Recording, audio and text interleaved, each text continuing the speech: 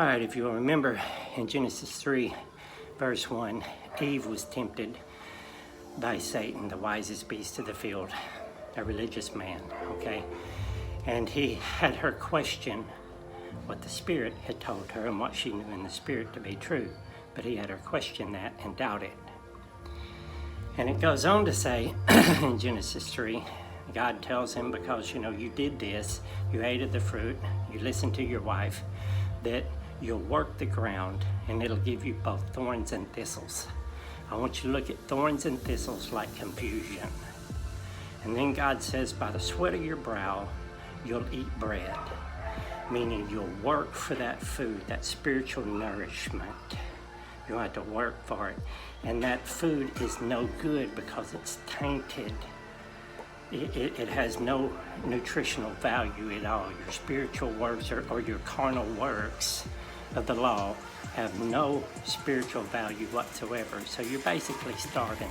It fills you up, but it does nothing for you.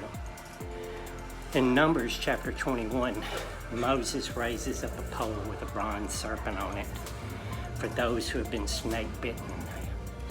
And those who look upon the serpent will live. It says it will cause them to live. Okay, it says those who are snake bitten. Remember in the garden, Eve was snake bitten by a religious spirit. So look at these people like they were snake bitten. That word bitten in the Hebrew that was used there in Numbers 21 means bitten, but it also means an unpayable debt. It's to give somebody a loan with high interest. It's something you can never pay off. It's like making payments on a brand new car, but it's sitting in your yard with a blown engine. You still have to make payments on it, but it'll never get you anywhere because it's worthless. Okay, so the bite is a debt that you can't pay. And when it says those who look upon it will live, that word live means to quicken, to nourish up, to make alive. Nourish up, meaning that they're now receiving the bread from heaven. Remember, Jesus said, I am the bread of life. So you're not making your own worthless bread anymore when you look upon the pole, the cross, the bronze serpent. It means to nourish up. Now you're receiving good stuff, okay?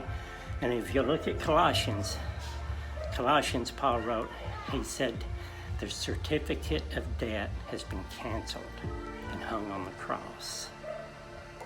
I love you all. God bless. Remember that God said, I am not the author of confusion. I'm not the author of confusion. But if you look at Jeremiah 8:8, it says you think you're wise because you have the word of the law or you have the law. He said, but your scribes, your writers have written lies.